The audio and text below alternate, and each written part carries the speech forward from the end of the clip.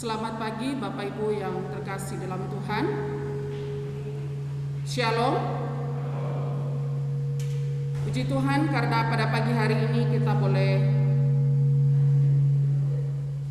kembali bersama-sama untuk datang beribadah kepada Tuhan. Dan mari kita menyiapkan hati dan hidup kita untuk datang menghadap hadirat Tuhan pada pagi hari ini, untuk menyembah Dia, melayani Dia dengan hati yang sungguh-sungguh, dengan bersaat teduh sejenak.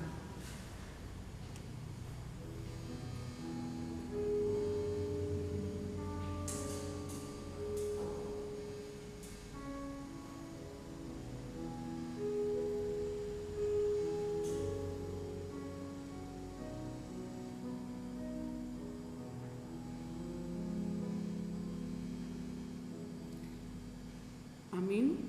Saudara dalam kasih Tuhan, kami menyambut saudara sekalian untuk datang menghadap Tuhan, dan kebaktian kita pada pagi hari ini kita mau landaskan pada pengakuan bahwa pertolongan kita datangnya dari Tuhan yang menciptakan langit dan bumi, yang kasih setianya kekal untuk selama-lamanya, dan yang tidak pernah meninggalkan perbuatan tangannya. Amin. Tuhan berada di bait suci-Nya. Tuhan berada di bait suci-Nya. Semua orang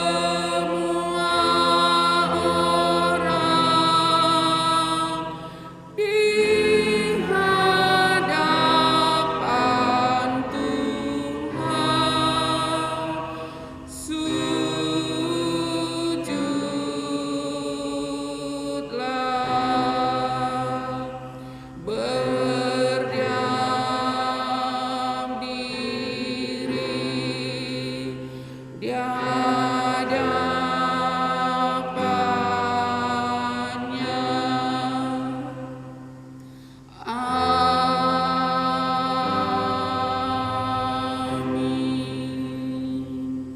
Firman Allah berkata, oleh sebab itu haruslah engkau berpegang pada perintah Tuhan Allahmu dengan hidup menurut jalan yang ditunjukkannya dan dengan takut akan Dia.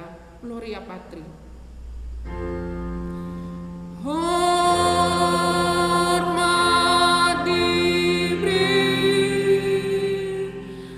bagi Bapa, Anak, dan Roh Kudus, dari mula sampai sekarang dan seterusnya.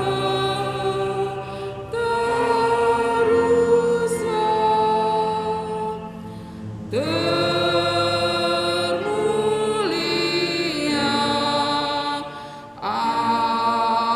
Amin. Amin.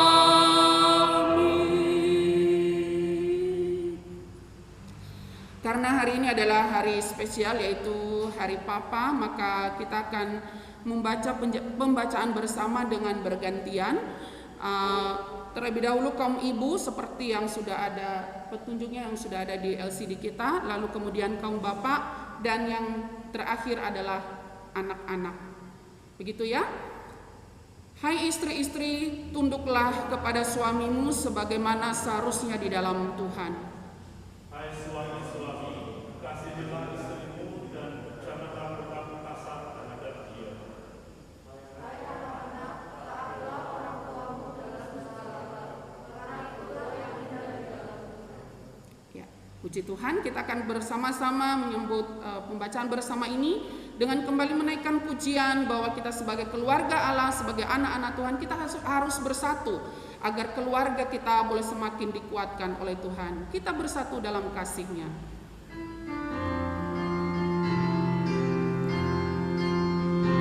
Bersatu dalam kasih-Nya, bersatu dalam kasih-Nya, roh kita bersatu dengan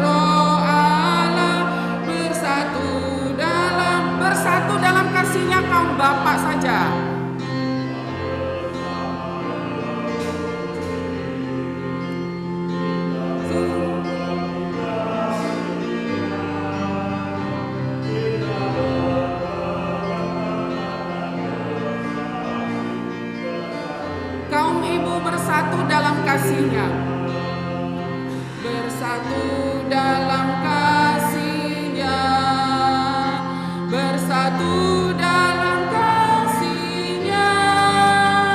Roh kita bersatu dengan Roh Allah, bersatu dalam kasih-Nya. Sama-sama kita bersama, kita bersama memuji, kita membagi kasih-Nya, kita berpegang tangan dan bersaksi, bersatu dalam kasih-Nya.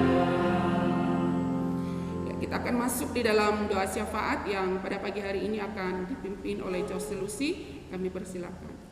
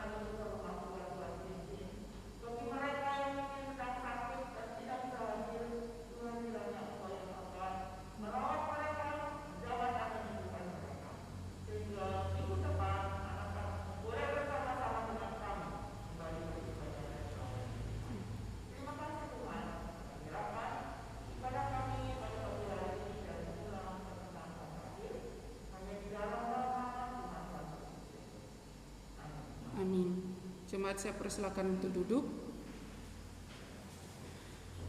Ya, betul ya, kita hari ini juga selain merayakan Hari Papa, sebetulnya juga kita merayakan Hari Mama yang seharusnya bulan lalu, tetapi karena berbagai kesibukan bulan lalu, sehingga kita akan merayakan bersama pada hari ini.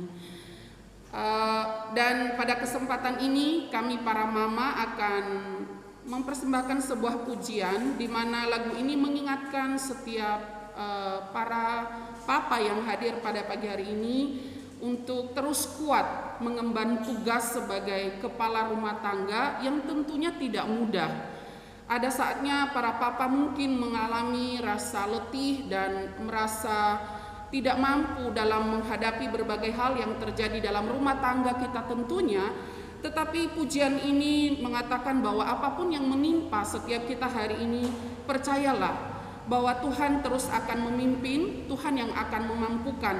Karena menjadi seorang papa itu bukanlah kehendak kita, tetapi adalah panggilan Tuhan secara khusus kepada para papa.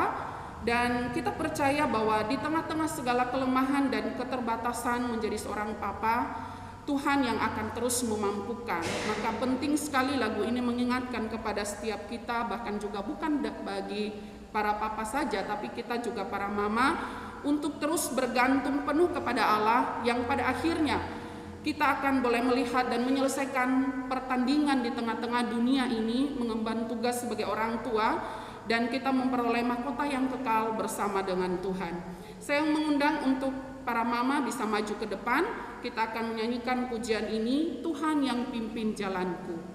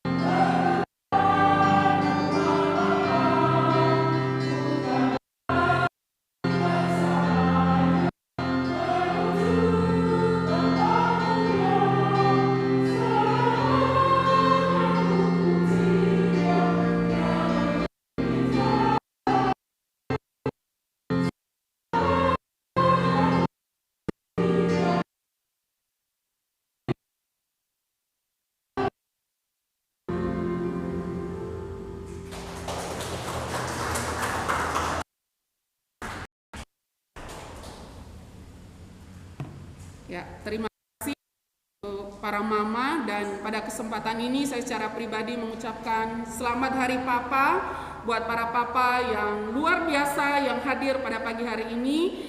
Biarlah apapun yang dikerjakan oleh tangan-tangan para papa diberkati oleh Tuhan, diberikan tubuh yang sehat. Demikian juga untuk para mama, tentunya tetap semangat bagi kita semua untuk menjadi penolong-penolong yang baik, yang sesuai dengan kehendak Tuhan bagi para suami setiap kita. Amin. Kita akan bersama-sama membaca Alkitab yang pada pagi hari ini diambil dari 1 Samuel 2 ayat 11 sampai 26 yang nanti akan dilayani oleh Bapak Pendeta Hadi Purwanto. Dan biarlah firman Tuhan juga pada pagi hari ini terus memperlengkapi kita sebagai orang tua melalui kebenaran firman Tuhan yang nanti akan kita dengarkan. Kita akan membaca 1 Samuel 2 ayat 11 sampai 26. Kita baca bergantian ya, ayat 11 kaum bapak terlebih dahulu bersama dengan kaum pria yang hadir pada pagi hari ini, lalu ayat 12 para mama. Lalu pulanglah Elkana ke Rama, tetapi anak itu menjadi pelayan Tuhan di bawah pengawasan Imam Eli. Adapun anak-anak lelaki Eli adalah orang-orang dursila, mereka tidak mengindahkan Tuhan. Ataupun bataslah para imam yang berbangsa itu. Setiap kali seseorang mempersembahkan korban sembelihan, sementara daging itu dimasak, datanglah bujang imam membawa garpu bergigi 3 di tangannya. Dan dicucukkannya ke dalam bejana atau ke dalam kuali atau ke dalam belanga atau ke dalam periuk. Segala yang ditarik dengan garpu itu ke atas diambil imam itu untuk dirinya sendiri. Demikianlah mereka memperlakukan semua orang Israel yang datang ke sana ke Silo. Bahkan sebelum rumahnya dibakar, bujang imam itu datang. Lalu berkata pada orang yang mempersembahkan korban itu, berikanlah daging kepada imam untuk dipanggang, sebab ia tidak mau menerima daripada daging yang dimasak, hanya yang mentah saja. Apabila orang itu menjawabnya, bukankah lemak itu harus dibakar dahulu, kemudian barulah ambil bagimu sesuka hatimu? Maka berkatalah ia kepada orang itu, sekarang juga harus kau berikan, kalau tidak aku akan mengambilnya dengan kekerasan. Dengan demikian sangat besar dosa kedua orang muda itu di hadapan Tuhan, sebab mereka memandang rendah korban. Adapun Samuel menjadi pelayan di hadapan Tuhan, ia masih anak-anak yang tubuhnya berlilitkan baju efod dari kain lenan. Setiap tahun ibunya membuatkan dia jubah kecil dan membawa jubah itu kepadanya apabila ia bersama-sama suaminya pergi mempersembahkan korban sembelihan tahunan. Lalu Eli memberkati Elkana dan istrinya, katanya, Tuhan kiranya memberikan keturunan kepadamu dari perempuan ini pengganti yang telah diserahkannya kepada Tuhan. Sesudah itu pulanglah mereka ke tempat kediamannya. Dan Tuhan mengindahkan anak, sehingga dia mengandung dan melahirkan 3 anak laki-laki dan 2 anak perempuan lagi. Sementara itu makin besarlah Samuel yang muda itu di hadapan Tuhan. Eli telah sangat tua apabila didengarnya segala sesuatu yang dilakukan anak-anaknya terhadap semua orang Israel, dan bahwa mereka itu tidur dengan perempuan-perempuan yang melayani di depan pintu kemah pertemuan. Berkatalah dia kepada mereka, mengapa kamu melakukan hal-hal yang begitu, sehingga benar dari segenap bangsa ini tentang perbuatan yang jahat. Janganlah begitu anak-anakku, bukan kabar baik yang kudengar itu bahwa kamu menyebabkan umat Tuhan melakukan pelanggaran. Jika seseorang berdosa terhadap seorang yang lain, maka Allah yang akan mengampuni. Tetapi jika seorang berdosa terhadap Tuhan, siapakah yang menjadi perantara baginya? Tetapi tidaklah didengarkan mereka perkataan ayatnya itu, sebab Tuhan tidak mematikan mereka. Tetapi Samuel yang muda itu semakin besar dan semakin disukai, baik di hadapan Tuhan maupun di hadapan manusia. Amin. Kita akan bersama-sama memberikan yang terbaik kepada Tuhan pada pagi hari ini melalui persembahan kita, dan kita menaikkan pujian Keluarga Kristen Haruslah Rukun.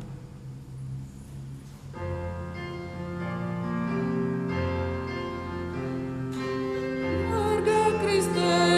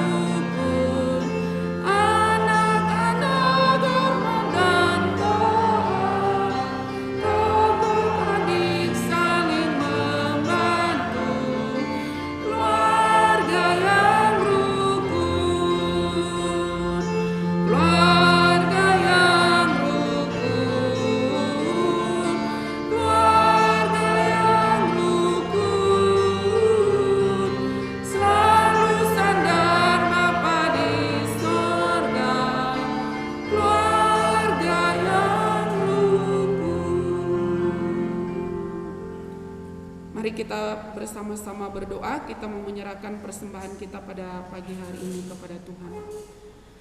Tuhan, kami sungguh bersyukur karena pada pagi hari ini kami diberikan kesempatan untuk memberikan yang terbaik kepadamu lewat persembahan kami. Apapun itu Tuhan, kami percaya bahwa Engkau menerima persembahan kami. Oleh sebab itu, biarlah Engkau memberkati persembahan ini agar dapat digunakan untuk pekerjaan Tuhan, baik di gereja kami dan juga dimanapun Tuhan. Berkati setiap anak-anak-Mu yang sudah memberi, Tuhan tambah-tambahkan berkat-Mu melalui pekerjaan mereka, keluarga mereka, bahkan juga usaha mereka. Terima kasih Tuhan, di dalam nama Yesus Kristus kami berdoa dan mengucap syukur. Amin. Mari kita akan menyiapkan hati kita pada pagi hari ini untuk bersama-sama mendengarkan firman Tuhan yang pada pagi hari ini temanya adalah belajar dari kegagalan melalui firman Tuhan yang tadi kita sudah baca. Oleh sebab itu kita akan menyanyikan pujian kepada Tuhan bersama keluargaku.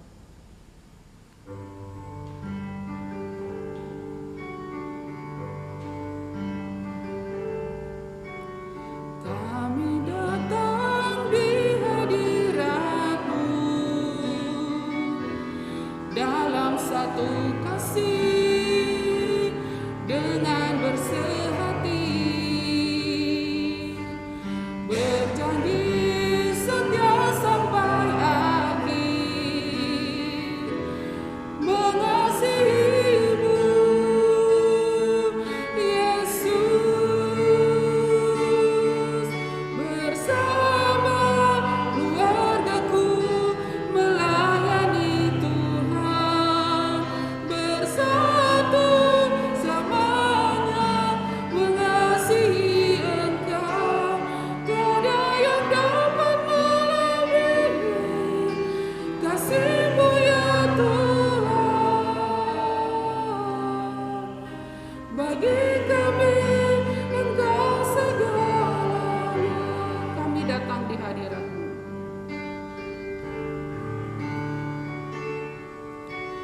Kami datang di hadirat-Mu dalam satu kasih dengan bersehati, berjanji setia sampai akhir, mengasihi-Mu Yesus, bersama kepada hamba-Nya siapa silakan melayani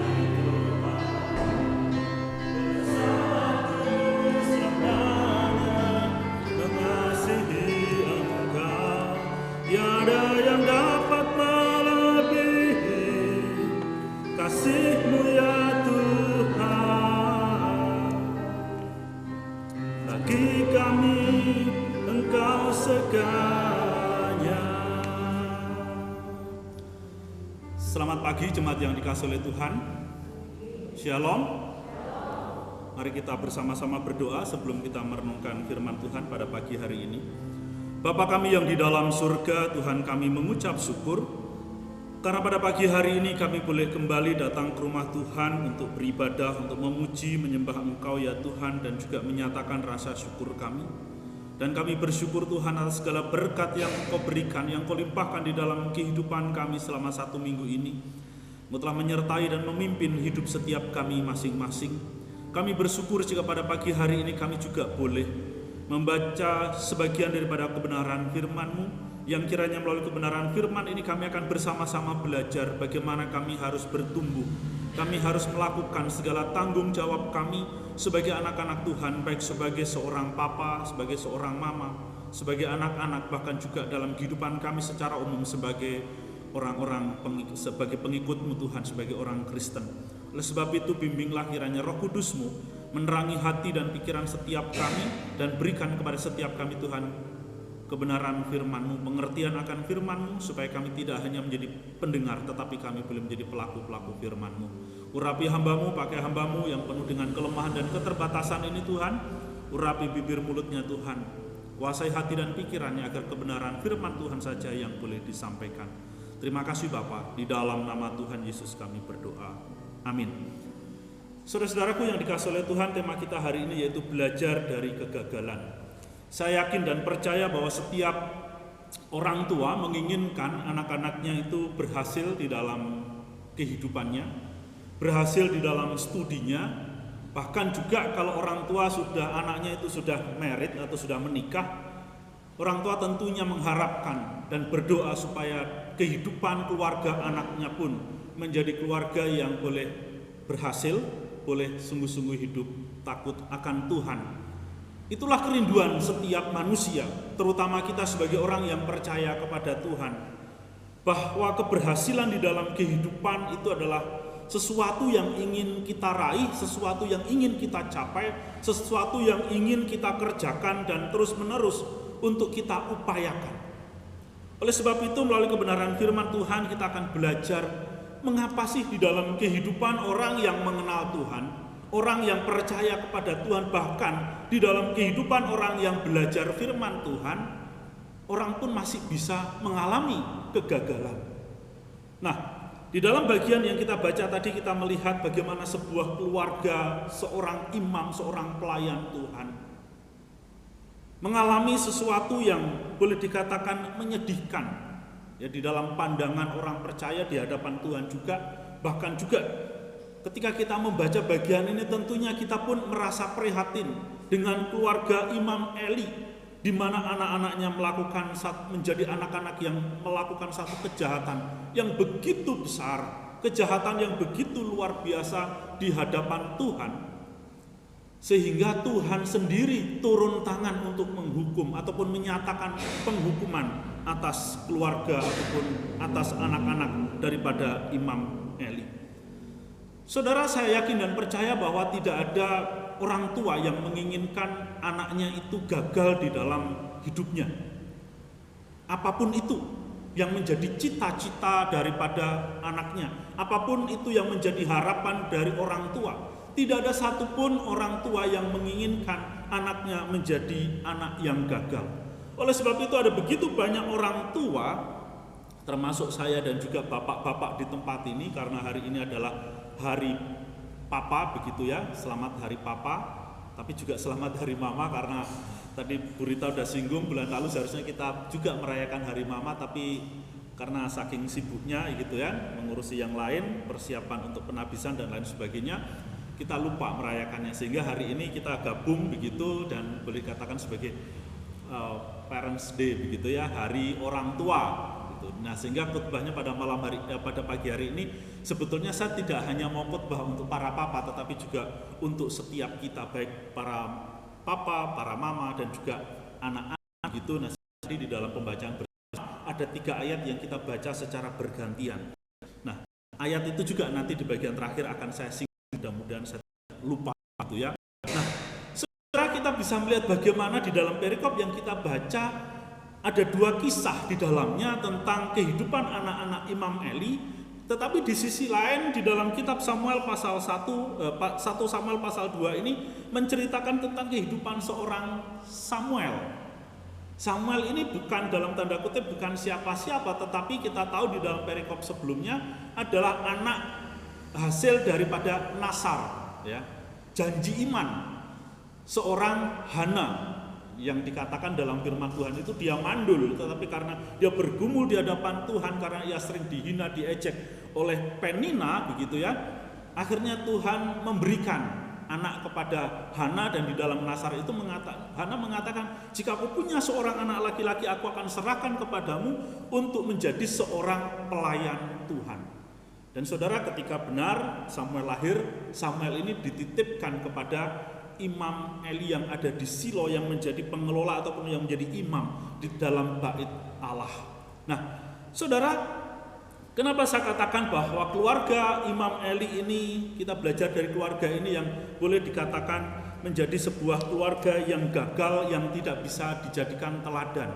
Karena saya yakin dan percaya di dalam hidup setiap orang Kristen, ya, dari zaman ke zaman, dari waktu ke waktu, termasuk waktu ya saya masih tinggal di kampung, sebagai jemaat, sebagai anak-anak yang tumbuh di dalam kekristenan, kita mengharapkan adanya satu pribadi atau satu sosok, satu keluarga yang sekiranya bisa menjadi panutan, bisa menjadi teladan di dalam kehidupan kekristenan, di dalam hidup sebagai jemaat gitu ya. Nah, termasuk yang menjadi satu sorotan itu adalah anak-anak pendeta yang melayani. Ya, walaupun yang pendeta itu adalah orang tuanya, tetapi anak-anak itu juga menjadi sorotan di dalam kehidupan jemaat. Jadi beban berat buat anak kami Nathan. Yang pendeta kan papaku, yang hamba Tuhan kan papa mamaku. Aku kan bukan siapa-siapa. Aku kan bukan hamba Tuhan. Tetapi dia juga dituntut untuk hidup sebagaimana apa yang diajarkan oleh papa mamanya. Seorang anak hamba Tuhan itu menjadi cerminan keberhasilan daripada orang tua di dalam mendidik anak-anak secara rohani. Betul ya? Betul enggak? Halo? Betul enggak sih? Betul ya? Karena itu juga yang saya rasakan ketika saya belum menjadi hamba Tuhan. Anak pendeta itu selalu kita jadikan contoh, kita jadikan patokan. Kita begitu memperhatikan kehidupannya, studinya, tanggung jawabnya, dan lain sebagainya. Apakah dia menjadi seorang anak pendeta yang benar-benar melakukan apa yang diajarkan oleh orang tuanya? Apakah dia benar-benar ketika pendetanya ngomong di mimbar, jemaat harus terlibat dalam pelayanan bla bla bla. Nah, apakah anaknya juga terlibat dalam pelayanan? Nah, saudara, jadi ada beban dalam tanda kutip, beban tersendiri buat anak seorang hamba Tuhan. Dan saudaraku yang dikasih oleh Tuhan, dan tentunya sebagai orang tua mengharapkan, menginginkan, dan akan terus berupaya mendidik anak-anak yang Tuhan percayakan di dalam hidup dan pelayanannya untuk bisa hidup sesuai dengan kebenaran firman Tuhan. Dan saudara, ketika saya di Surabaya, saya memiliki banyak teman, dan dari sekian banyak teman saya itu banyak juga anak-anak pendeta yang memang boleh dijadikan teladan begitu ya. Mereka terlibat dalam pelayanan ya, apapun itu, pelayanan musik, paduan suara maupun pelayanan-pelayanan yang lainnya. Nah, jadi mereka pun memiliki panggilan itu. Nah, artinya ini dalam tanda kutip mereka adalah pendeta-pendeta yang berhasil ya di dalam mendidik anak-anaknya. Nah, saudara, supaya di dalam hidup kita sebagai orang tua kita tidak gagal, kita akan belajar dari kegagalan seorang Imam Eli, yang mana di dalam ayat yang ke-12 dikatakan, adapun anak-anak lelaki Eli adalah orang-orang dursila. Mereka tidak mengindahkan Tuhan ataupun batas hak para imam terhadap bangsa itu. Setiap kali seorang mempersembahkan korban sembelihan, sementara daging itu dimasak, datanglah bujang imam membawa garpu bergigi 3 di tangannya.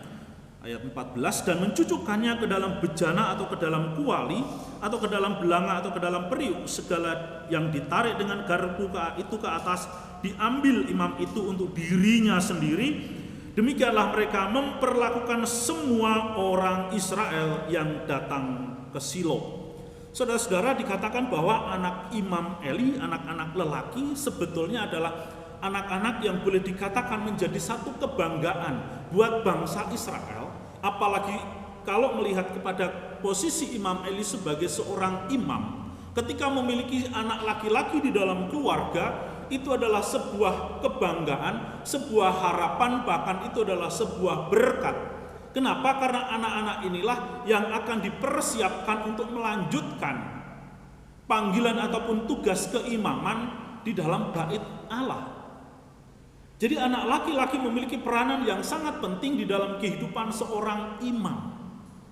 Dan tentunya ketika saya membayangkan ketika Imam Eli tahu bahwa istrinya mengandung kemudian melahirkan anak laki-laki, kemudian memberikan nama Pinehas begitu ya, dan juga memberikan nama Hofni, tentunya ada satu tujuan bahwa anak-anak ini akan melanjutkan karirnya, melanjutkan panggilannya, melanjutkan apa yang Tuhan perintahkan di tengah-tengah umat Israel, bahwa keturunan Lewi itulah yang akan menjadi imam di dalam bait Allah. Nah, jadi Eli ini adalah seorang imam yang memiliki tanggung jawab untuk membawa seluruh umat Tuhan menghadap Tuhan Seorang imam memiliki tanggung jawab untuk mengajarkan kebenaran firman Tuhan kepada umat Tuhan dan melakukannya di dalam kehidupannya. Sehingga bangsa ini menjadi satu bangsa yang menjadi berkat, satu bangsa yang memuliakan Tuhan, menjadi satu bangsa yang boleh sungguh-sungguh hidup takut akan Tuhan. Tetapi di dalam ayat yang kita baca tadi dikatakan bahwa anak laki-laki daripada Eli adalah orang-orang dursila. Saudara, ini adalah salah satu bentuk yang boleh dikatakan sebagai satu kegagalan di dalam kehidupan seorang imam, begitu ya. Karena anak-anaknya tidak tumbuh ataupun hidup dengan baik, dan Alkitab mencatat mereka sebagai orang-orang yang dursila, orang-orang yang dikatakan tidak mengindahkan Tuhan.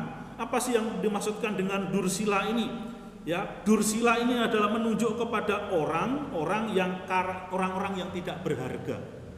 Ya, di dalam penafsirannya, mereka adalah orang-orang yang jahat secara moral dan juga jahat secara spiritual. Kemudian mereka ini adalah orang yang tidak hormat kepada Tuhan.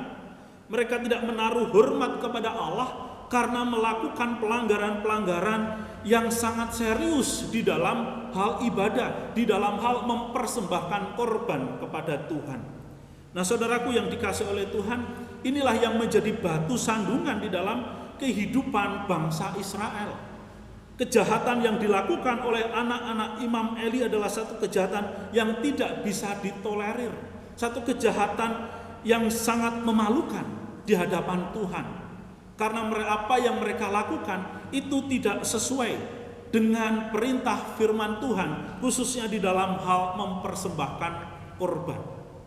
Saudara, ketika bangsa Israel mempersembahkan korban, apapun itu, mungkin lembu, mungkin atau ya binatang begitu ya, memang keluarga imam itu mendapat bagian dari persembahan itu.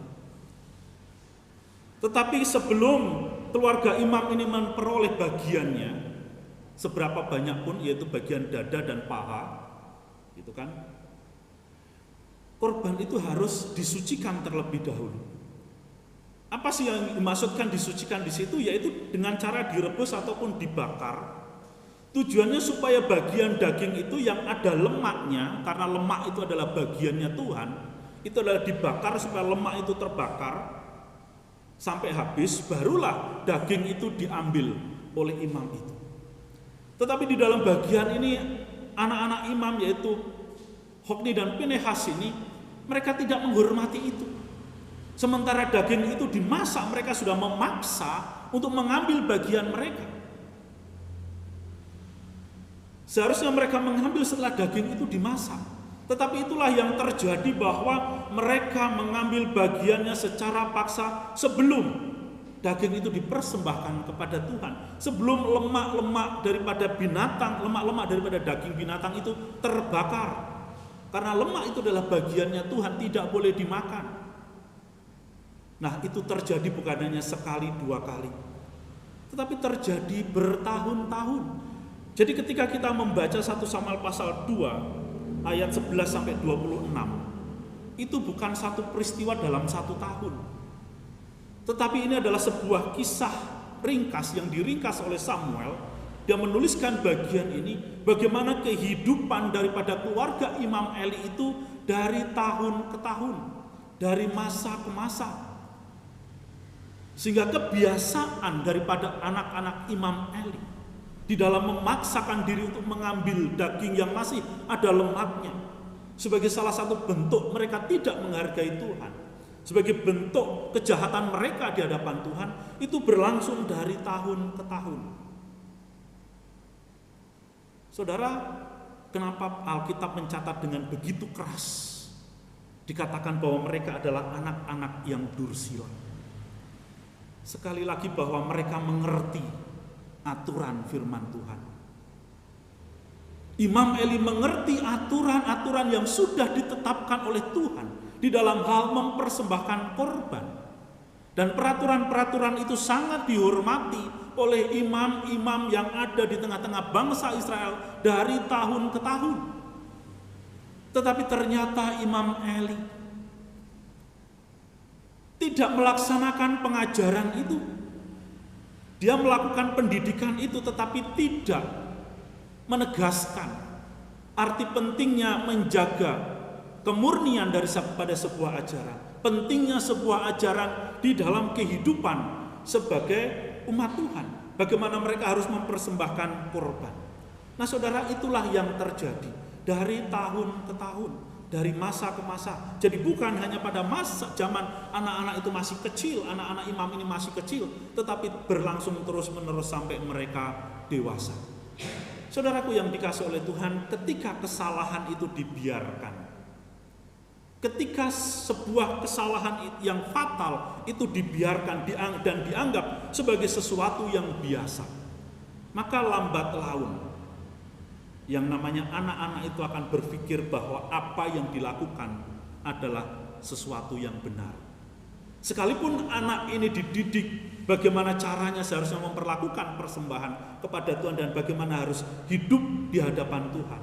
Tetapi ketika anak-anak imam ini terus-menerus di dalam hidupnya melakukan dosa, sementara Imam Eli sebagai orang tua tidak melakukan pendidikan, tidak melakukan pendisiplinan, tidak melakukan teguran, tidak melakukan satu tindakan yang tegas, maka anak ini menganggap biasa, sudah biasa. Saudara, dan itulah yang terjadi di dalam kehidupan setiap manusia. Mengapa sih ada orang tua yang anak-anaknya mengalami kegagalan? Ada orang tua yang sudah bekerja, berjuang menyekolahkan anaknya dengan sungguh-sungguh, tetapi ternyata banyak anak-anak yang gagal. Karena salah satu penyebabnya adalah anak-anak tidak disiplin. Ketika melakukan kesalahan dibiarkan saja, kompromi dengan kesalahan yang dilakukan oleh anak-anaknya. Mungkin sejak kecil udah belajar merokok misalkan, ya dibiarkan begitu saja sama orang tuanya, tidak ditegur. Ya memang dalam Alkitab tidak ada perintah dilarang merokok begitu, tetapi kita tahu bersama bahwa rokok itu juga mengganggu kesehatan. Ini salah satu. Mungkin kita tahu anak kita membohongi kita. Tentunya kita sebagai orang tua tahu kalau anak kita itu berbohong kepada kita. Kita membiarkannya. Kita tidak menegurnya, kita tidak mendisiplinnya. Akhirnya dia memiliki kebiasaan berbohong. Kemudian mungkin dia nakal, suka ngisengin orang, ngisengin temennya, bully temennya, mengatakan kata-kata yang kotor, kata-kata yang kasar, apalagi hari ini gitu ya. Kita dalam tanda kutip sulit mengontrol anak kita main media sosial. Kita sulit untuk mengontrol, mungkin anak kita sudah kita kontrol di rumah. Tapi ketika mereka di sekolah, ketika mereka bergaul dengan anak-anak yang sudah terkontaminasi dalam tanda kutip kejahatan ataupun sesuatu yang tidak benar yang diajarkan oleh yang mereka jumpai di media sosial, kita membiarkannya. Lah itu kan bahasa gaul. Mungkin kita kompromi seperti itu. Akhirnya di kebiasaan. Nah, saudaraku yang dikasihi oleh Tuhan, sebagai orang tua kita memiliki tanggung jawab untuk mendisiplin anak-anak kita. Tadi saya katakan bahwa setiap kita sebagai keluarga Kristen, kita pengen melihat keluarga hamba Tuhan kita, pendeta kita, bagaimana anak-anaknya, bagaimana pendidikannya. Kita jangan hanya menjadi penonton, tetapi marilah kita juga melakukan hal yang sama di dalam keluarga kita masing-masing, di dalam mendidik anak-anak kita. Kalau kita pengen punya yang namanya patokan secara kasat mata dengan keluarga hamba Tuhan, tetapi kita juga diberikan firman Tuhan yang harus kita jadikan patokan di dalam hidup kita, di dalam mendidik anak-anak kita, di dalam mendidik anak cucu kita. Tetapi yang terjadi adalah di dalam hal mendidik anak-anak kita seringkali ya mungkin agak lebih condong kepada mempraktekkan apa yang diajarkan oleh orang tua kepada kita. Betul ya? Pengalaman kita sebagai anak ketika orang tua mendidik kita, caranya seperti apa, modelnya seperti apa, itu juga yang kita terapkan di dalam keluarga kita ketika kita mendidik anak-anak kita. Nah, jadi mungkin yang kita hari ini ada bersama-sama bersama-sama beribadah, kita merasakan hal itu. Oh ya benar ya, ternyata cara saya mendidik anak itu ya mengadopsi daripada kakek neneknya ketika mendidik kita sebagai orang tuanya. Saudaraku yang dikasihi oleh Tuhan, ketika kita memahami, mengerti bahwa apa yang tidak ada orang tua yang salah gitu ya dalam mendidik. Tetapi jika ada hal-hal yang tidak benar yang kita alami sebagai seorang anak, dan ketika bagaimana kita mau mendidik anak kita supaya menjadi anak yang berhasil, firman Tuhan sudah memberikan satu patokan, memberikan aturan yang begitu jelas bagaimana kita mendidik anak-anak itu supaya mereka memiliki perilaku yang benar, mereka memiliki perilaku yang sesuai dengan kebenaran firman Tuhan. Saudara, di dalam 1 Samuel pasal 2 ini sengaja Samuel di sela-sela dia menceritakan tentang kehidupannya di bait Allah, di sela-sela dia menceritakan kehidupan keluarga Imam Eli, dia menceritakan kisahnya di dalam bagian itu. Samuel pengen membandingkan bahwa kehidupan kerohanian, kehidupan seseorang yang mau dipakai oleh Tuhan harus taat kepada firman Tuhan, harus melakukan firman Tuhan. Mengapa di dalam bagian ini seolah-olah Samuel mau membandingkan, ini loh kehidupan saya sebagai seorang pelayan Tuhan dan kehidupan anak daripada Imam Eli. Bukankah yang membimbing adalah sama-sama Eli? Eli membimbing Samuel, Samuel bertumbuh menjadi seorang anak yang melayani Tuhan. Bahkan di dalam bagian itu setiap tahun Hana datang membawakan baju efod. Itu artinya bahwa Samuel di dalam hidupnya sejak kecil dia belajar melayani. Dia mau belajar firman Tuhan dan taat akan firman Tuhan. Sehingga Samuel bertumbuh menjadi pribadi yang baik, pribadi yang hidup takut akan Tuhan, menjadi pribadi yang bisa menghormati Tuhan, bisa menjadi seorang yang berkenan di hadapan Tuhan. Bahkan di dalam ayat 26 dikatakan, tetapi Samuel yang muda itu semakin besar dan semakin disukai, baik di hadapan Tuhan maupun di hadapan manusia. Berbeda dengan anak-anak daripada Imam Eli. Jadi saudara, selain anak-anak Imam Eli ini bertumbuh menjadi anak-anak yang dursila, yang tidak takut akan Tuhan, yang tidak menaruh hormat kepada Tuhan, mereka juga menjadi anak-anak yang tamak, anak-anak yang rakus, anak-anak yang yang dalam tanda kutip buas begitu ya dengan makanan. Ya, tamak itu makan sebanyak-banyaknya, makan secara berlebihan. Dia tidak peduli kepada orang lain. Bahkan juga kita melihat bagaimana ia memaksakan, dia menggunakan kekerasan untuk mendapatkan keinginannya. Saudara, mereka bisa berlaku demikian karena sudah terbiasa seperti itu. Memaksakan kehendak. Ditegur tidak mau, ditegur melawan, ditegur membantah.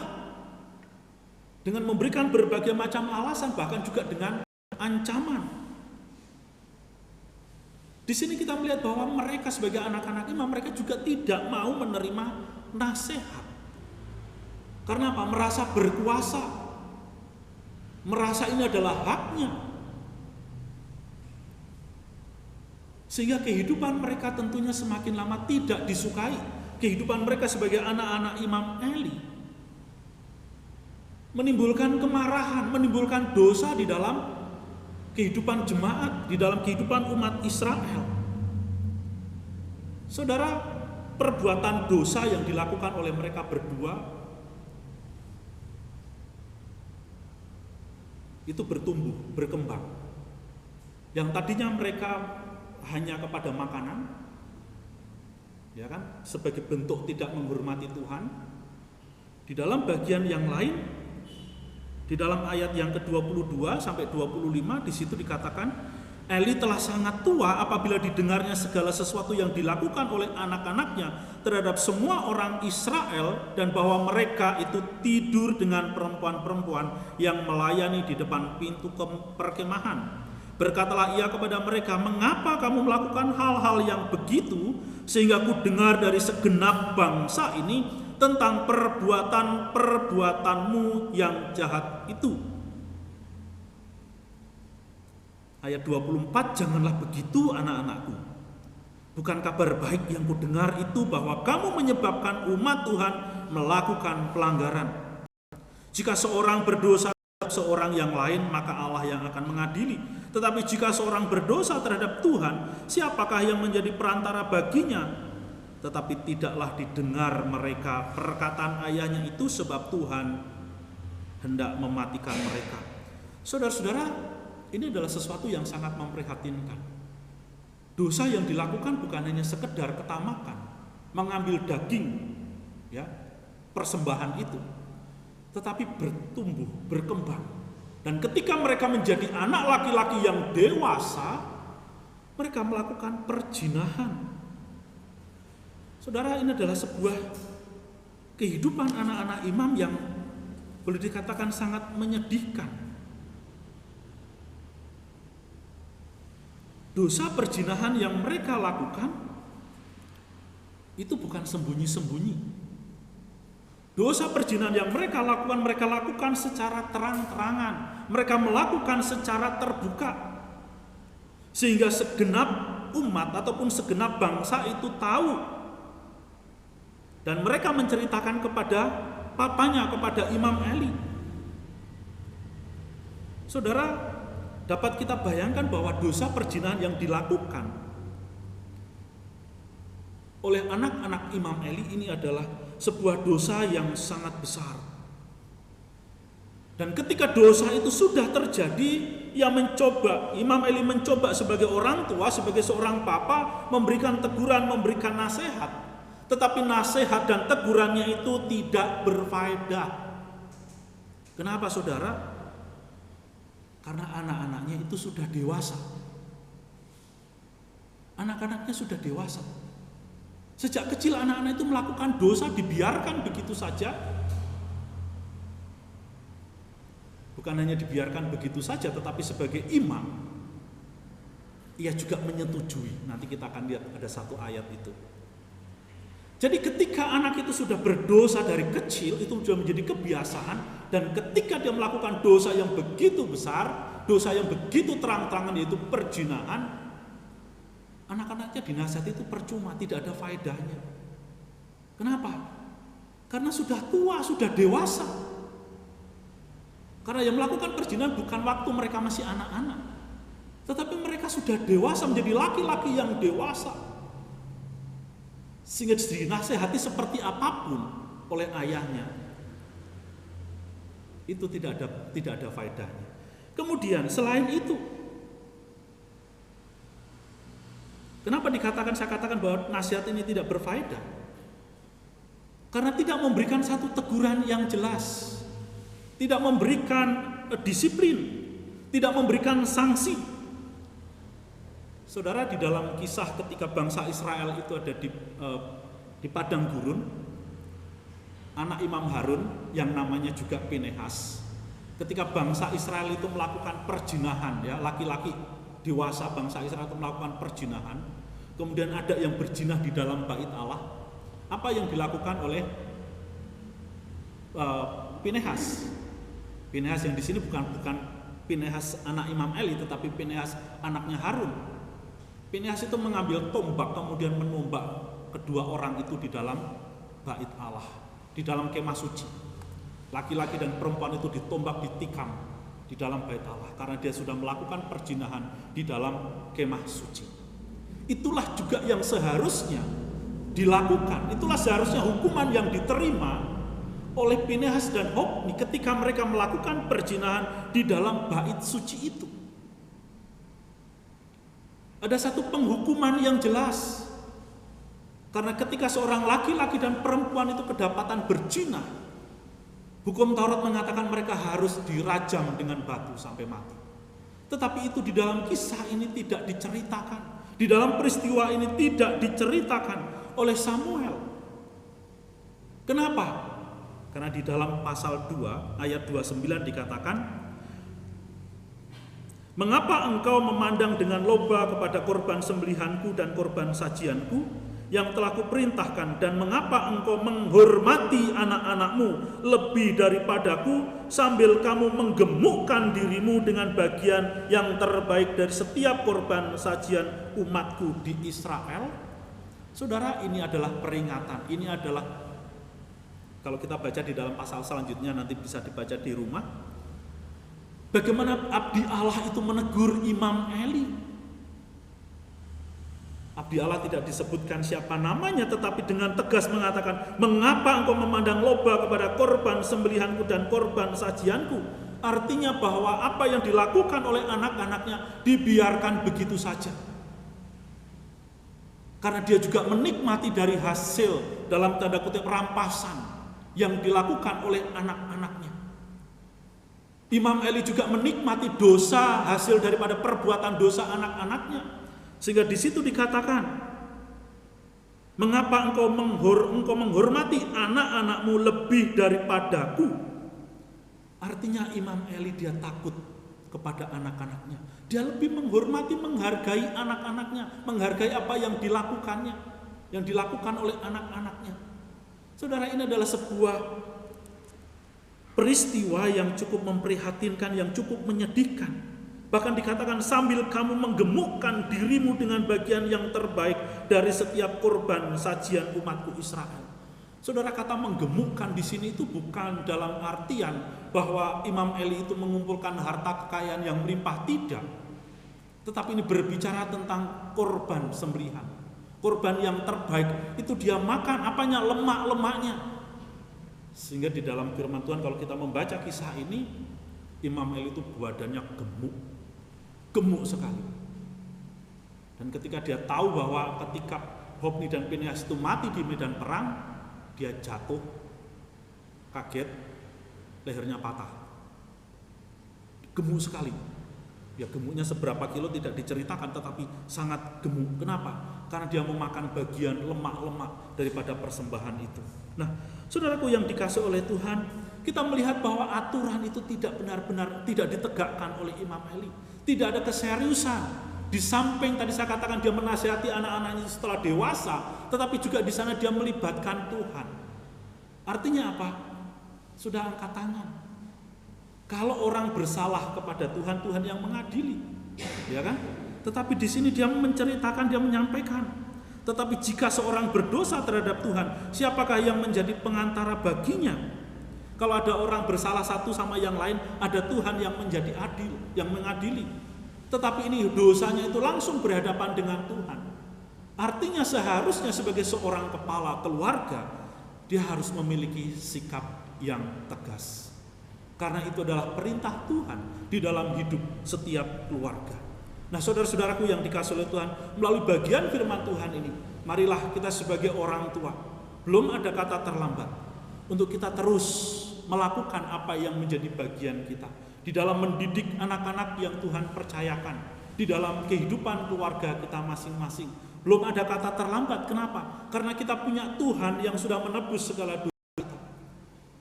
Jika hari ini ada anak-anak kita yang masih ya, belum menurut apa yang kita nasihat, atau mungkin masih melakukan dosa di dalam hidupnya, kita teguh, bukan hanya kita teguh, tapi malah juga memberikan disiplin, memberikan sikap yang tegas,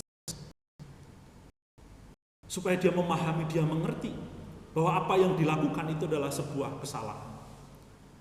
Saudara, sedikit sharing bahwa saya dengan istri ketika kami belum punya anak, kita udah ada kesepakatan bahwa Tuhan itu menciptakan pantat kita, gitu kan, bagian yang paling empuk begitu. Ya kalau anak itu melakukan kesalahan yang fatal, yang serius, tidak apa-apa, pukul pantatnya.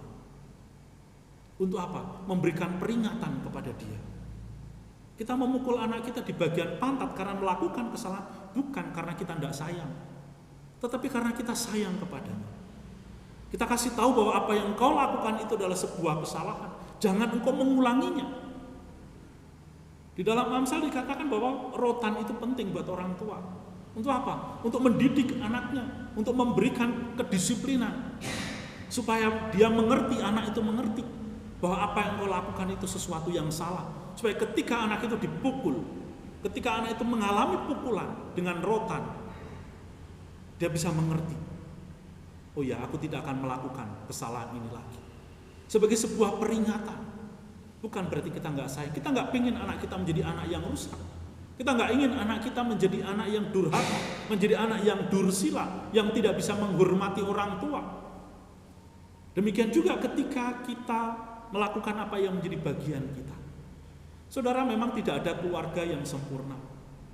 Mungkin ada yang membesarkan anak-anak tanpa istri, ada yang membesarkan anak-anak tanpa suami, atau bahkan juga ada anak-anak yang tidak punya orang tua, mungkin dibesarkan di panti asuhan dan lain sebagainya. Tetapi tugas dan tanggung jawab kita hari ini adalah melakukan kebenaran firman Tuhan. Tuhan Yesus memberikan sebuah teladan di dalam kehidupan kita. Bagaimana kita harus menghormati sebagai anak-anak, kita harus menghormati, kita harus menghargai orang tua. Sebagai anak-anak, kita juga harus belajar untuk melakukan firman Tuhan, menuruti kebenaran firman Tuhan, menuruti didikan ataupun ajaran firman Tuhan. Karena Tuhan Yesus sejak kecil itu dididik dengan nilai-nilai kebenaran firman Tuhan. Demikian juga Samuel, dia dididik mengerti aturan-aturan firman Tuhan. Bagaimana bagaimana seseorang terlibat di dalam pelayanan. Dia diajar sejak kecil dan dia mau taat melakukan itu. Sehingga kehidupannya berkenan kepada Tuhan.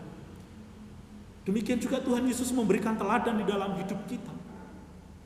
Umur 12 tahun, dia sudah bisa berdiskusi dengan ahli-ahli Taurat. Bagaimana sejak kecil dia belajar kebenaran firman Tuhan itu, sehingga dia bisa mengerti, memahami dan melakukan firman Tuhan itu. Karena di tengah-tengah kehidupan Yusuf dan Maria, mereka sebagai orang tua memberikan teladan di dalam kehidupannya. Setiap tahun datang ke bait Allah untuk beribadah. Demikian juga di dalam bagian ini, kedua orang tua Samuel setiap tahun datang beribadah. Itu adalah sebuah teladan, sebuah contoh yang baik dari orang tua kepada anak-anaknya, membawa setiap anak-anaknya untuk datang ke rumah Tuhan, untuk beribadah, untuk mengenal Tuhan, untuk memuji Tuhan, untuk memiliki persekutuan. Karena gereja adalah rumah rohani kita, gereja adalah keluarga rohani kita, tempat di mana kita bersama-sama bertumbuh untuk mengerti firman Tuhan, bersama-sama bertumbuh belajar akan firman Tuhan dan melakukannya. Dan bagaimana kita belajar di tengah-tengah gereja ini untuk bagaimana kita hidup di hadapan Tuhan, untuk hidup menghargai Tuhan, menghormati Tuhan. Dan di dalam gereja kita juga diajarkan bagaimana supaya kita tidak tamak ketika menerima makanan-makanan yang jika momen-momen tertentu itu dibagikan. Saudaraku yang dikasihi Tuhan, mungkin itu kita tidak menyadarinya, tetapi itulah yang sudah kita lakukan. Ketika kita terus-menerus hidup di dalam kebenaran firman Tuhan, melakukan kebenaran firman Tuhan, maka kita akan menjadi pribadi-pribadi yang dapat memuliakan akan nama Tuhan di dalam kehidupan setiap kita. Kita bisa tekan angka 9 kemudian enter. Angka 9, ya. Pembacaan bersama. Iya. Nah, saudaraku yang dikasihi oleh Tuhan, kita akan kembali membaca bagian ini sebelum saya mengakhiri khotbah ini. Oke, silakan ayat 18 para mama. 1, 2, 3.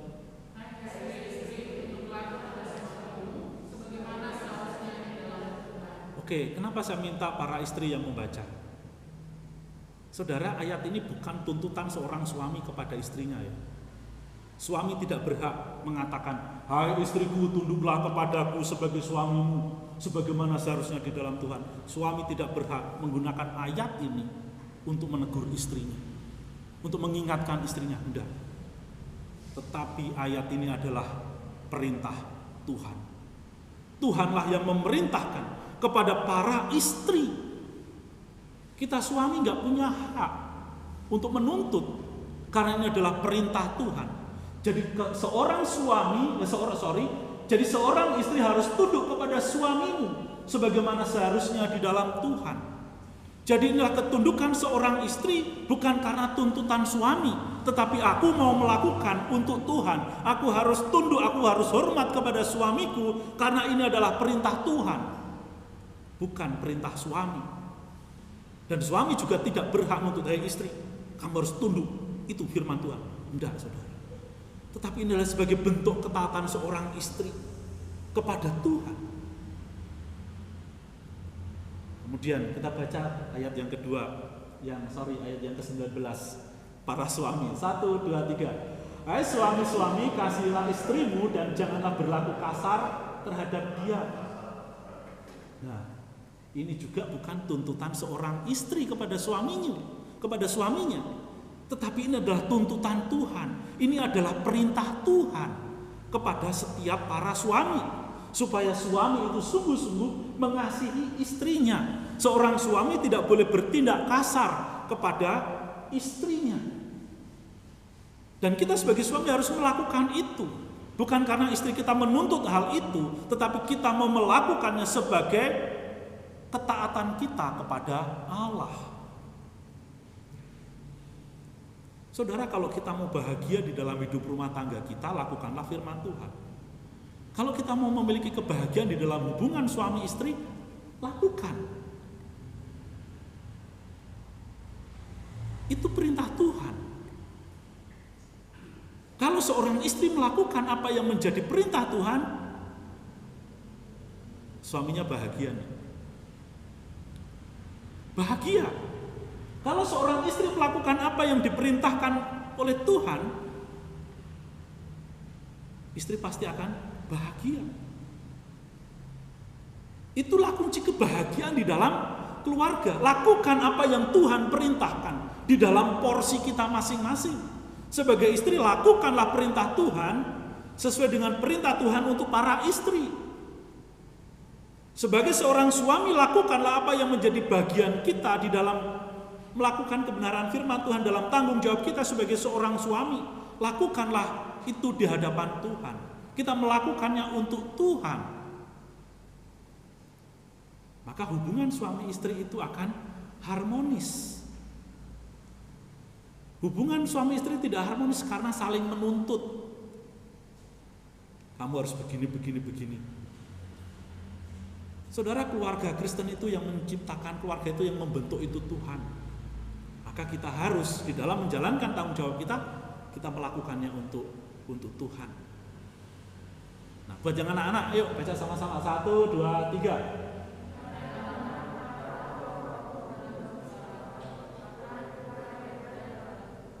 Ya, ini bukan tuntutan orang tua kepada anak-anak, tapi ini adalah perintah Tuhan untuk anak-anak. Maka anak-anak, lakukanlah apa yang diperintahkan oleh firman Tuhan di dalam hidupmu sebagai anak-anak, yaitu kalian harus taat kepada orang tuamu di dalam segala hal. Karena orang tua memiliki tanggung jawab untuk mendidik kalian sebagai anak-anak. Jadi kalau kalian salah, kalian dimarahin, diomelin, dinasihati, dengerin. Jangan dibantah, sama seperti Hofni dan Pinehas tadi. Ketika orang tuanya menasihati, nggak diindahkan, dicuekin, bodoh amat. Akhirnya apa? Tuhan yang menghukum, bukan orang tuanya. Tuhan yang menghukum anak-anak yang tidak mau taat kepada orang tuanya. Allah menghukum setiap anak-anak yang tidak mau tunduk dan taat kepada firman Tuhan. Oleh sebab itu, melalui kebenaran firman Tuhan pada pagi hari ini, marilah saya mengajak kepada setiap kita, apapun yang menjadi tanggung jawab kita, lakukanlah sesuai dengan kebenaran firman Tuhan.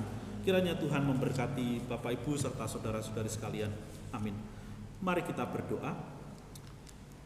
Bapa kami yang di dalam surga, Tuhan, kami mengucap syukur untuk kebenaran firman-Mu pada pagi hari ini, yang mengingatkan kami akan panggilan kami sebagai orang-orang yang sudah Engkau tebus, ya Tuhan.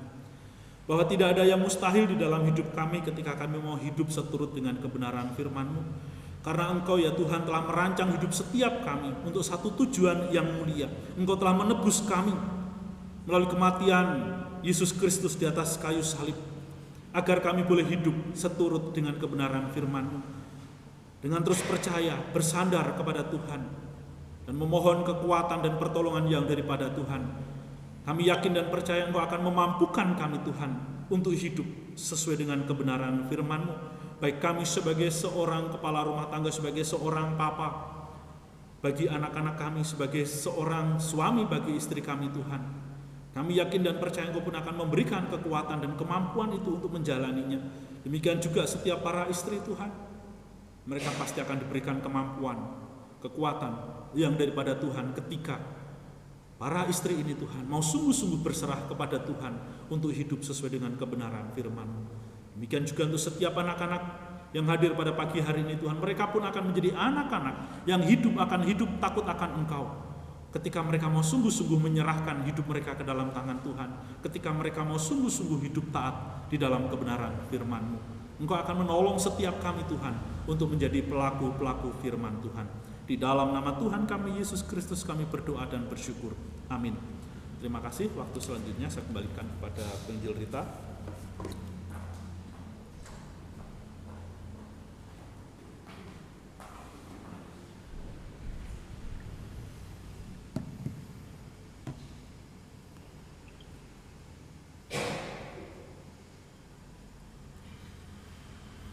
Ya, terima kasih kepada Bapak Pendeta Hadi untuk firman Tuhan pada pagi hari ini.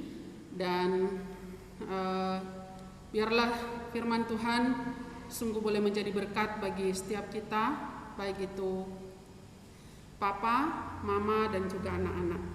Saudara, di sini ada sebuah puisi. Mau ya saya bacain ya? Mau ya? Puisi ini untuk para papa dan mama. Judulnya adalah Papa dan Mama. Mungkin boleh diiringin pakai piano ya Len, biar suasananya lebih ini gitu. Mungkin para mama boleh siapin tisu dulu, keluarin doa.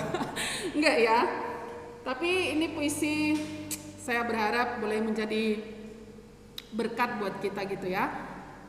Judulnya adalah Papa Mama. Kaulah malaikat penjaga dalam hidupku. Kaulah pelita dalam gelapku. Kaulah pegangan dalam rapuhku. Kaulah penolong dalam susahku. Tak pernah sedikit pun ku dengar kau mengeluh. Padahal aku nakal dengan semua perbuatanku. Ku merajuk dengan semua keinginanku. Dan ku marah jika tak terpenuhi apa yang ku mau. Tak pernah sedikit pun kau kecewa. Padahal nilai pelajaranku banyak yang buruk. Padahal aku suka membantah saat kau beri nasihat. Dan aku tahu banyak hal buruk yang telah aku lakukan. Papa dan Mama, luar biasa kesabaran dan cintamu padaku. Luar biasa pengorbanan dan pengampunanmu padaku. Luar biasa semua yang telah kau lakukan untukku.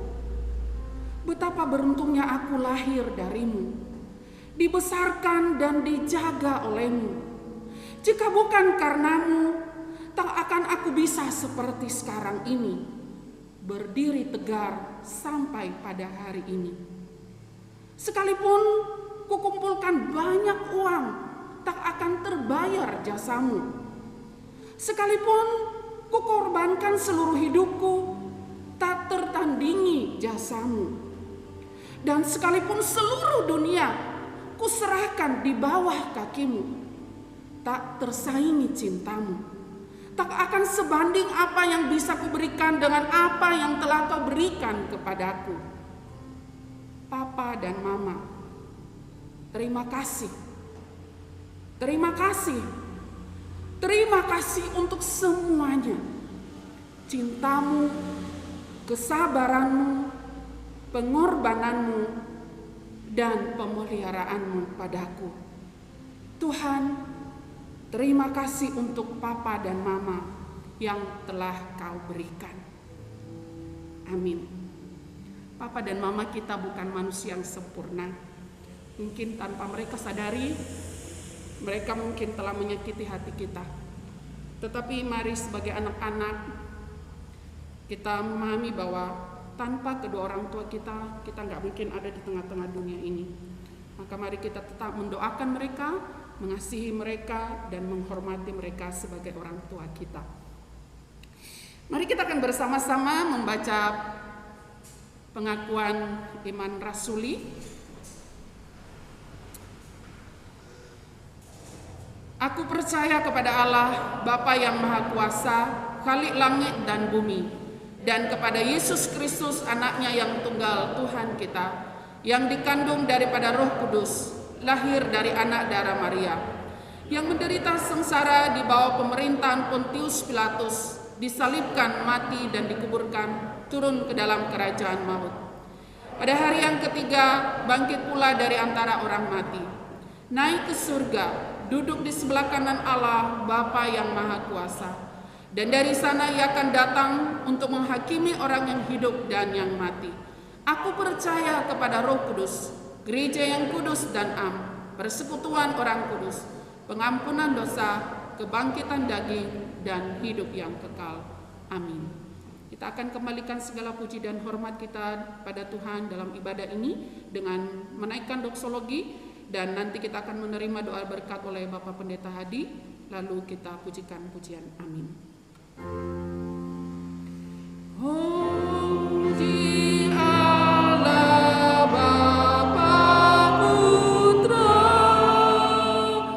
puji Allah Roh Kudus, ketiganya yang esa.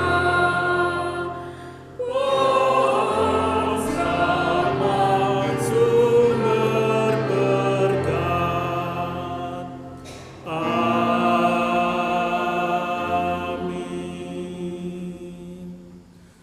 Jemaat yang dikasihi oleh Tuhan, pulanglah, kembalilah ke dalam kehidupanmu sehari-hari, lakukanlah segala tanggung jawab yang Tuhan percayakan dengan sungguh-sungguh di hadapannya, dan terimalah berkatnya. Kiranya Tuhan memberkati engkau dan melindungi engkau. Kiranya Tuhan menyinari engkau dengan wajah-Nya dan memberi engkau kasih karunia. Kiranya Tuhan menghadapkan wajah-Nya kepadamu dan memberi engkau damai sejahtera dari sekarang sampai selama-lamanya. Amin.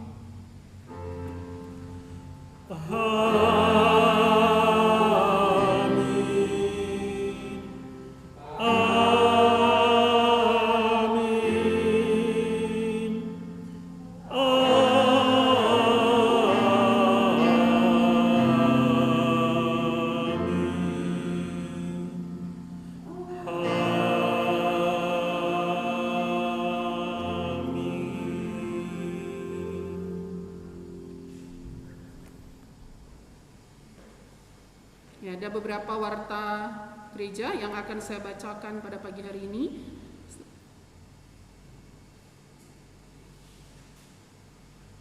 Silakan jemaat duduk. Ya. Terima kasih kepada seluruh anak-anak Tuhan yang sudah terlibat pelayanan pada pagi hari ini. Kiranya Tuhan Yesus memberkati. Lalu untuk ibadah minggu depan tanggal 26 Juni, liturgis adalah Ibu Ripka Karsia, doa syafaat adalah saya sendiri, doa syukur Saudari Leni, LCD Saudara Nathan, pemusik Saudari Novita. Ya. Lalu kemudian pada hari Senin tanggal 20 Juni akan ada persekutuan JDW di gereja kita pukul 16 atau jam 4 sore. Jadi bagi para ibu mungkin bisa mendaftar setelah ini ke Caus Solusi ya. Diadakan di gereja kita. Lalu nanti setelah ibadah guru-guru sekolah minggu akan ketemu sebentar untuk membicarakan rencana onsite atau ibadah sekolah minggu yang kembali kita akan mulai pada minggu pertama bulan Juli. Jadi kami mohon juga untuk seluruh jemaat bisa mendoakan akan hal ini supaya ibadah sekolah minggu di gereja kita boleh kembali dimulai. Demikian, kita akan mengakhiri ibadah ini dengan menaikkan pujian Immanuel sambil memberikan salam jauh kepada saudara-saudari kita sekalian. Allah